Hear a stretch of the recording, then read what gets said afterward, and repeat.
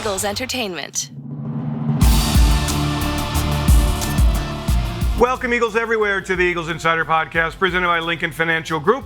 I'm Eagles Insider Dave Spadaro at the NovaCare Complex. Tuesday afternoon, it's after 4 o'clock, and that means the NFL's trade deadline has come and gone. And yes, the Eagles making a deal. They acquired cornerback Carrie Vincent Jr. from the Denver Broncos. Vincent Jr., a 7th-round pick, number 239 overall by the Broncos in the 2021 NFL Draft. He's 5'10", 185, a starter at LSU. Appeared in 39 games there, 19 starts in 3 seasons with that excellent football program. A sprinter on LSU's SEC champion 4x100 team in 2018 and 2019. And when the Tigers won the 2019 National Championship, he had 47 tackles, 4 interceptions, and 9 pass breakups in 15 games with 9 starts. So the Eagles clearly liking something about Vincent Jr. enough that they sent a 6th-round draft pick in 2022 to the Broncos to acquire a 7th-round draft pick from 2021. It's the 3rd deal the Eagles have made in this trade period. Of course, Philadelphia sending tight end Zach Ertz to the Arizona Cardinals. The Eagles receiving Arizona's 2022 5th-round pick, as well as rookie cornerback Tay Gowan.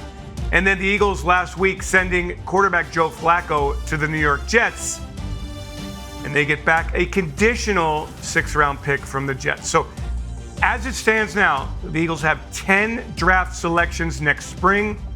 And we all know that includes Miami's 1st-round pick, which right now is shaping up as a top 5 pick, their own 1st-round pick, and potentially the 1st-round draft pick of the Indianapolis Colts.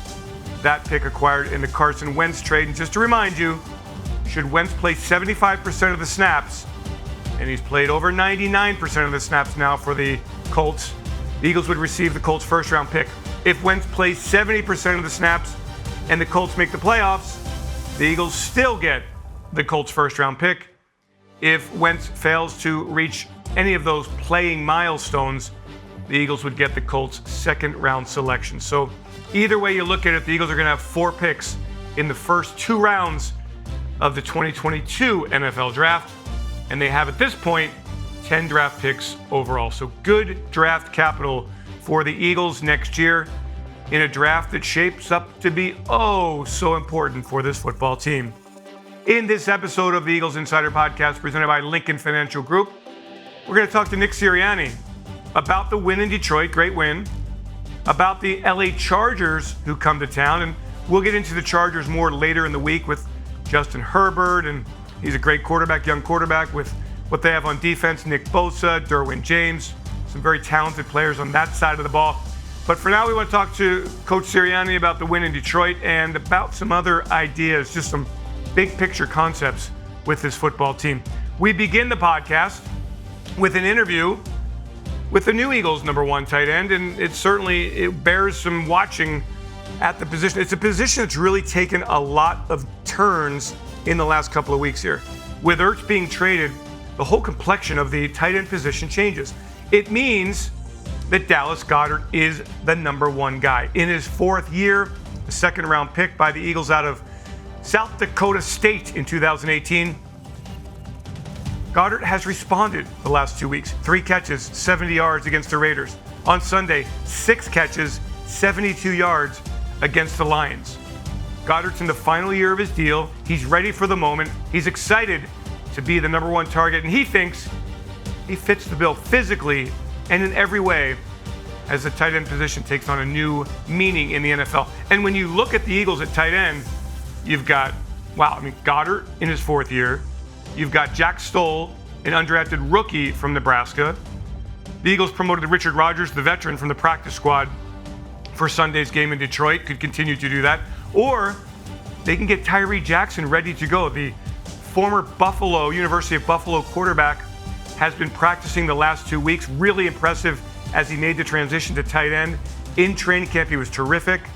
Is he ready to go against the Chargers on Sunday? We'll find out. But right now, it's all about Dallas Clayton Goedert and an exclusive one-on-one interview right here on the Eagles Insider Podcast presented by Lincoln Financial Group. Joining me here on the Eagles Insider Podcast, Eagles tight end Dallas Goedert. Dallas, it's crazy. I look and I see you're in your 4th year with the Philadelphia Eagles, and it just seems like it's gone really fast in one sense and it's taken forever in another sense. How's it feel to you? Yeah, I'm with you on that. It's hard to believe that I'm in my 4th year. Like you said, it flies by. I mean, shoot, thinking that we're playing week 8 already this year. The weeks just keep coming and coming, and but been blessed to be here for the 4 years and really excited to keep moving forward. If you knew then what you know now, what would be different about the way maybe you approached your career early on? Yeah, there's just a lot. I think being in the NFL, coming to it, there's just so much detail, so many different little things that you have to learn, that each year the game just gets simpler and simpler, slower and slower. So I wish I had the knowledge that I have now, back in the first year, but I think that's just something that you have to develop over the 4 years and just continue to grow. How significant was the jump from South Dakota State to the NFL, looking back with some perspective?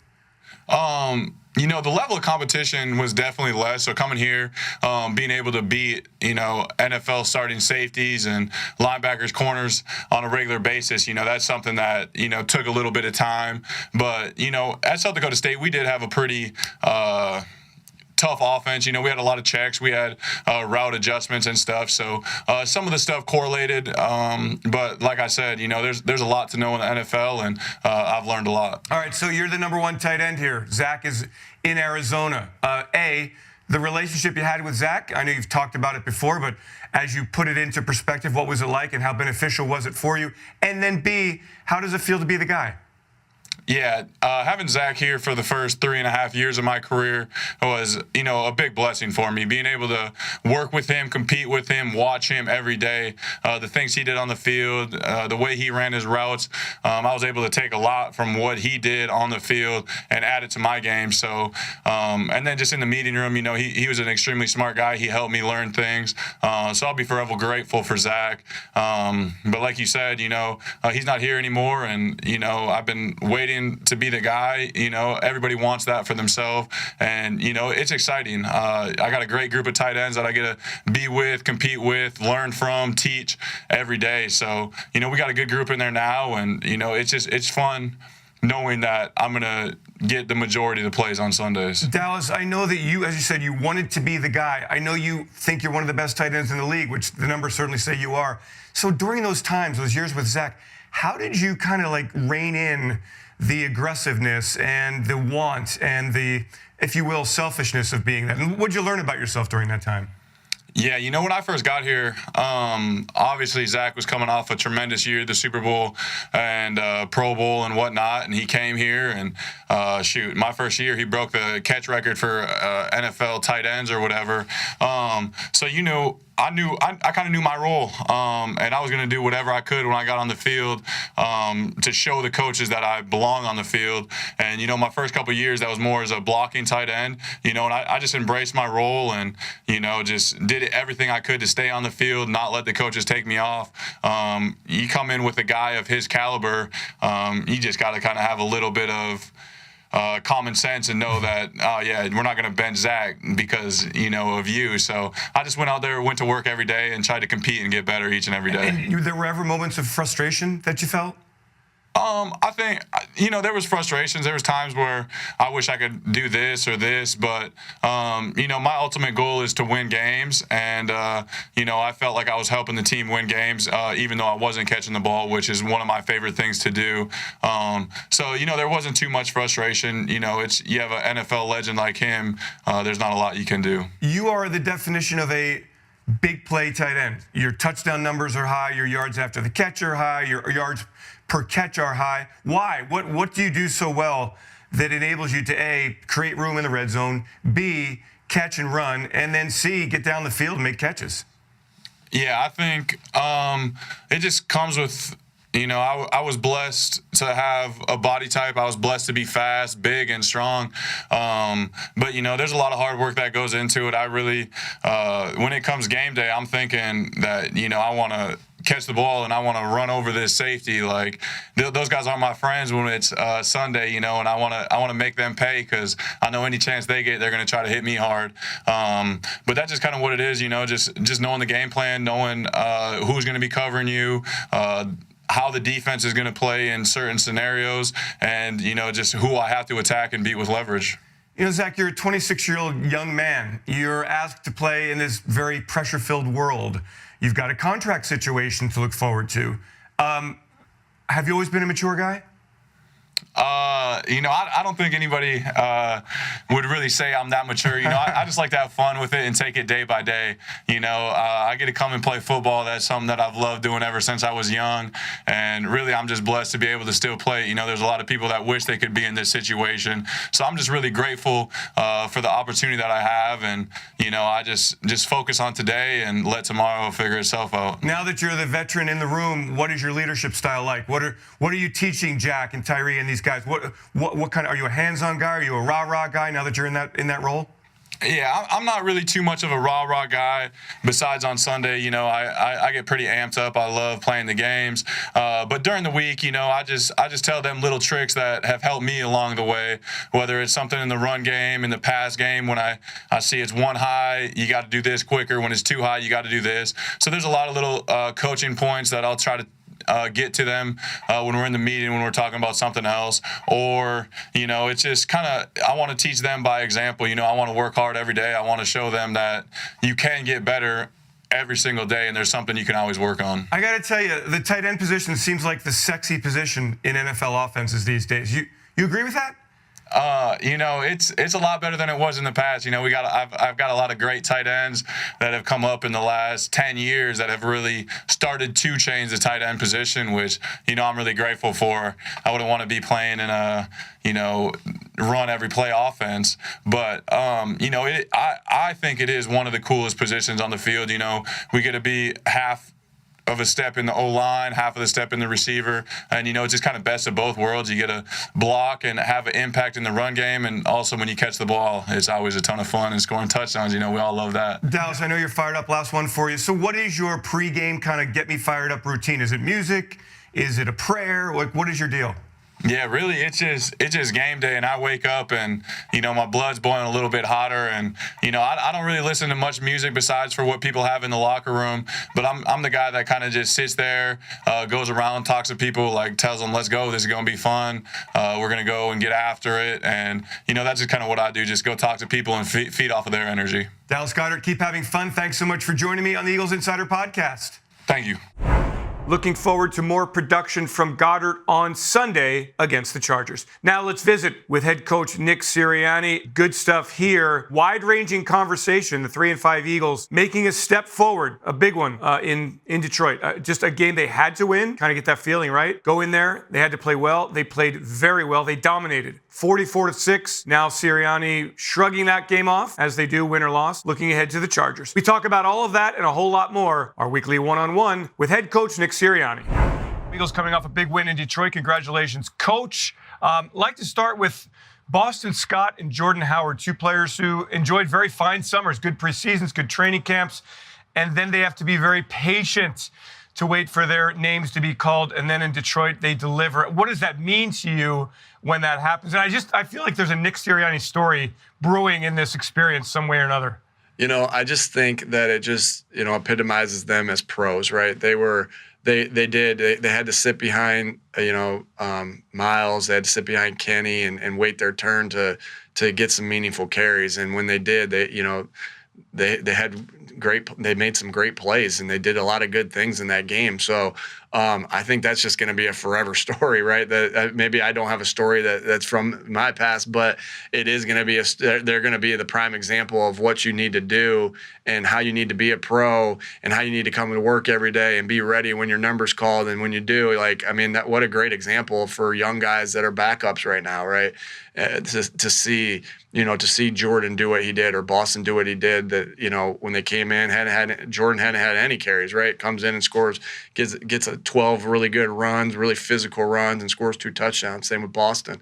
And so obviously really excited about that, and they'll be my story moving forward. I love it. Do you feel during the course of those previous weeks that you tap them on the shoulder and say, hey, guys, we love you.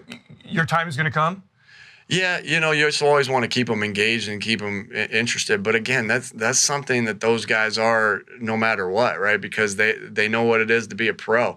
There's no question why they've been in the league as long as they have been, right? Because they know how to be pros, they know how to work every single day, and they know how to be ready even without reps when their number's called. Okay, so weeks and weeks ago, you heard questions about the penalties, and so many penalties. The last 3 weeks here, 4 against Tampa Bay, 4 against the Raiders, 2 on Sunday against Detroit. The numbers have come way down in terms of penalties and the pre-snap penalties as well. Why is that happening? I just think we're trying to grow every day in every category and every little thing that we're doing, and so our emphasis was to make sure that we cut down the penalties. And again, it's not. We have a system when we talk about it. We talk about it after every practice. The penalties that happen. We talk about it in every offense and defense and every staff meeting, all the coaches together, right? We talk about it every Saturday with around the league, and so we have a process that we love to follow that that really emphasizes on how you can't beat yourself and the rules. And so again, sometimes that takes some time to show the fruits of your labor, right? That you put in this work and it's not showing initially, and then it's not showing initially, but you keep putting the work in anyway, and you double down on the things that you believe in. You double down on the process. You double down on that Saturday meeting. You double down on that staff meeting where you're talking about it and you're talking with the players, and eventually the fruit will show, right? And so I think that's what the last 3 weeks have been has been a little bit of the fruit of our labors, and and that we just need to keep working on it and just keep focusing on the things that we need to get better at, and that's just keep focusing on the penalties and the meetings that we have and stick to the process that we have. Sunday in Detroit, it was such a complete win, and I know you made the boxing analogy round 8, but in the big picture, do you look at this game as anything significant, or you just not think that way going one day to the next here? Again, it's sometimes my message to the team after in the locker room was sometimes it just takes a good round, right? Sometimes it takes for you to cut somebody in a round, and for you to come and sit in the corner for after a round and be like and build some confidence. And so hopefully that's what that did, is that I'll go to my Rocky analogy. I kind of think about that when he cut Drago in the second round, right? He cut him, and I think he went to the corner, and Duke said, you see, he's not a machine, he's a man, right? We all know that, and we love that right there. But it gave Rocky confidence, and so, and I know, whatever. So, but that's how I think. That's what I think about. But it is in boxing. That's what it is, and that's what it can be in this game, right? Is that you have a big round, you have a good round, and that should build confidence for you leading into it. But you didn't only have the good round because it just was by accident. What are the things that you did that week to have that good round? Let's duplicate those things and move on from that and practice the way we practice hard, practice physical, and in an attempt to recreate what we created last week. Players last week, Nick, were really public and in the messaging, talking about the messaging that you've provided and talking about the impact it's had on them. I wondered, what does that mean to you? How much do you appreciate the fact that they're making public what you're telling them? It's certainly having a lasting impression. Sure, I think any message, again, it's like the penalty thing, right? You want to see the fruits of your labor, right? You want to keep putting work in, and you want to keep whatever your messaging is. You want to keep driving it home again, so the roots grow and so everything can spring up. And so, yeah, I mean that's everything. Like that could be a play, all right, that we talk about, right? That a running play that we talk about with the right landmark, and you just keep going over it over and over and over again. It could be, like I said, it could be the penalties, it could be the messaging. So that's always satisfying in coaching, where you're driving points home and it's getting through to your guys, and the only reason you do that is to put the guys in the best position to succeed and help them succeed, and that's what we're here for as coaches. coaches to support our players and to help them succeed in any way we can, whether that, again, that's penalties, whether that's technique, whether it's an individual play, or whether that's in messaging. We are 8 games in. You've talked a lot this season about leadership, locker room, how it's all coming together chemistry-wise. As you look at the big picture, what have you seen from the locker room in terms of leadership through the good times, through the tough times? Yeah, I think that's the biggest thing is the guys in that locker room and how they lead and how they lead the team. It's their team and it's really important. We got some great veteran leaders here, and we got some guys that I think are young guys too that can be leaders. And so really excited about that. And because that's what it takes, like to fight through tough times. Again, it's everybody sticking together. Well, you don't do that unless you have good veteran leadership in the locker room. And there's no doubt we have a lot of good guys in that locker room that have won a lot of football games here in this city that can lead. And so I'm just excited to have those guys. I think that's pretty unique for a first-year coach to have the amount of veteran leadership that we have here. And so just excited to have those guys to lead through tough times and to lead through good times. We'd like to talk about the running game, Nick, and just kind of your thoughts on how you feel about it from a consistency standpoint, from a week in, week out standpoint. How do you feel about that group delivering? Yeah, I mean, obviously, you're asking me that after a big time win and a big time rushing performance that was pretty unique. It was pretty awesome to watch. I mean, they were just so physical up front. Our guys were just so physical up front, right? And I believe at this point I think we're 5th in the NFL in rushing. And so anytime you're in the top 5 in category, you feel like you're like, all right, let's go. We can continue to build on this, and we can continue to win with our run game, and it sets up everything else. And so again, that goes back to those veterans that you were talking about. Jason Kelsey, Lane Johnson, right? To have those guys, leading the way, that's huge, right? Because the leaders of your team got to be the good players too, right? They got to have they have a voice for a reason because they're good players. And so love the fact that we've gotten the run game going and that we ran the ball that way we did yesterday. That's going to come into play when the weather starts to change. I hope it's snowing and 30 degrees this week. I know probably not everybody feels the same way I feel, but I'd love for it to feel that way with these guys from LA coming up. But you got to be able to do that, especially here in the Northeast later in the year. So we're just, again, trying to establish something that's going to be able to last, through the rest of the season and moving forward. This team has shifted gears at tight end midseason. Not a lot of teams do that. Dallas Goedert has responded. Just like when you look at him, what does he do well? What is his skill set, and how does it fit into what you want from a tight end? I think what's really unique about Dallas is that he's this dynamic pass catcher who can run and change directions and snag the ball out of the air, and he's so strong at the top. Like, not everybody gets open with strength. Not everybody gets open with speed. Not everybody gets open with quickness, right? He gets open with all 3 of those things, right? That's a unique thing to have.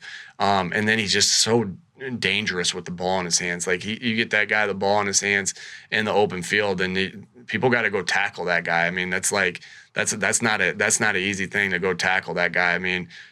I'm not sure. I don't know the weight. What's the weight difference between Jordan Howard and Dallas? But to tackle those guys all game, that's going to have to be tough. But and then where I think what makes Dallas special is that he's a complete package, right? He's also able to do a lot of things in the run game, and it's not just like, hey, he can survive in the run game. It's like he can thrive in the run game, right? He can move people in the run game. He can cut off a 6 technique. He can reach a 9 technique, right? He can pull when he needs to pull. He can block one-on-one when he needs to block. He can slice the defensive end when he needs to slice. He can arc and get a safety or arc and get a corner and block a D end or a linebacker. I mean, like that's a hard job. Like, and he's doing it really well. And so really excited the way he's playing and look for him to continue to develop, to continue to take this elevated role in our offense. One final question about Detroit before we move on to the Chargers real quick. The defense performance, 6 sacks. The DeAndre Swift shut down. Hawkinson under control. Raymond, no catches. What stood out to you when you watched the tape? Again, I think it all started up front, just like we talked about on offense. Everything started up front with the way the the defensive line played, right? And they were able to get pressure when it was 5-man pressure. They were able to get pressure when it was 4-man pressure, and they just created havoc. And they were able to stop the run when it was the run game. And so, we showed a clip today of Josh Sweat.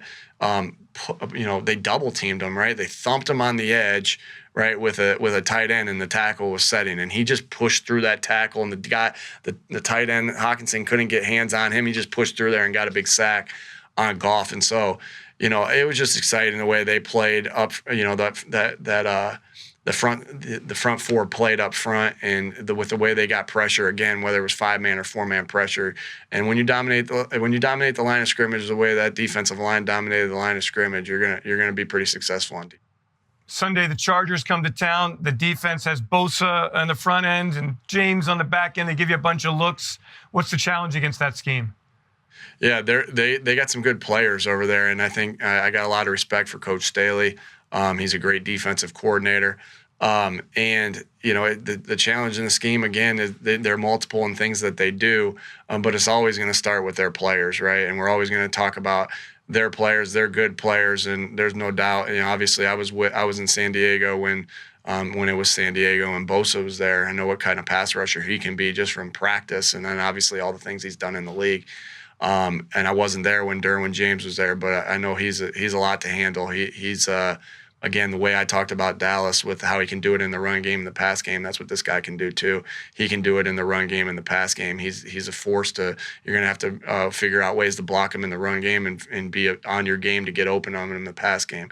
And so, again, just know we're going to have our work cut out for us, and we're just going to have to go to work, though, and go to work every single day, practice hard every single day to put ourselves in position to be able to win this football game on Sunday. But I know we got a challenge here with the defense that we're playing this week. And then finally, their quarterback, Justin Herbert. Shane, of course, knows him from last year, working with him. How do you evaluate Herbert and what he does well? Yeah, Shane obviously knows him well. He knows his strengths. He knows, whatever weaknesses he has. And so, we're going to have to talk, Shane, and I know Shane and Jonathan have already talked a little bit about that and those things. I've made myself available. I wasn't there with Justin, but, I was Keenan's position coach. I was Mike Williams' position coach. So I made myself available to Denard and to Coach Wilson and to Coach Gannon. And so, because we do have some inside information on them. So, but, those are good players. Those are really good football players. And so any little information, every little extra helps when you're playing against good players. I think they've done a good job of getting good players in there. Because again, we talked about the guys on defense, and then we talk about Herbert, and we talk about Allen, and we talk about Williams. We got to go out there and play a good game to be able to win this football game, because we know they're talented and we know they're well coached. Should be a great game on Sunday. Coach Nick Sirianni, thanks so much. Our weekly one-on-one presented by Wawa. Get a win on Sunday. Thanks, Dave. Thank you. And that will do it for this Eagles Insider Podcast presented by Lincoln Financial Group. Many thanks to Peter Kelly, Julie McLaughlin, and Ray Doyle for their work on this. Thanks to all of you for joining each and every week. We're back with more a little bit later in the week as we focus in on the Chargers and what's happening around the NovaCare complex. Want to remind you that we love those 5-star reviews. If you have an opportunity to give it to us, there's a link in the details section of your podcast library. I'm Eagles Insider Dave Spadaro. Thanks for joining me for this Eagles Insider Podcast presented by Lincoln Financial Group. Everyone, have yourselves a great Eagles day. Fly, Eagles, fly, and go Birds! E-A-T-L-E-S, Eagles!